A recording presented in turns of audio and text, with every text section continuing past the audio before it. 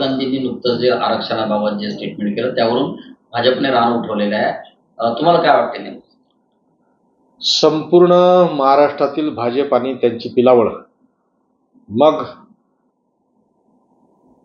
बोंडे असतील आमचे खासदार राज्यसभेचे किंवा महाराष्ट्राचे अध्यक्ष बावनकुळे असतील, यांनी राहुलजी गांधींचं स्टेटमेंट पूर्ण न ऐकता हे जे काही खोटेपणा चालवला आहे तो समाजाची दिशाभूल, आंबेडकरी जनतेची दिशाभूल करणार आहे.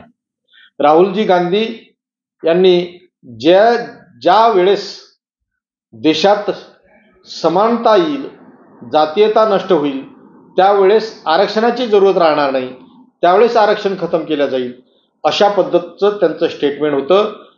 परंतु भाजप हे मूर्खांच्या नंदनवनात राहते, त्यामुळे त्यांनी कुठलाही अभ्यास न करता हे जे काही राहुल गांधीजींच्या विरुद्ध अभियान चालवलं ते अतिशय चुकीचं आहे, समाजात तेढ निर्माण करणारं आहे.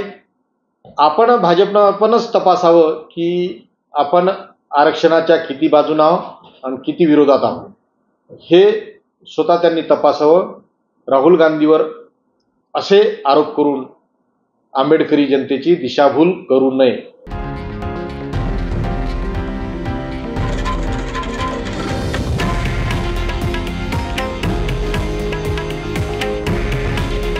हे आहे देशातील नंबर 1 न्यूज नेटवर्क आणि आपण पाहत आहात TV9 मराठी. काळजी तुमची, हित महाराष्ट्राचं.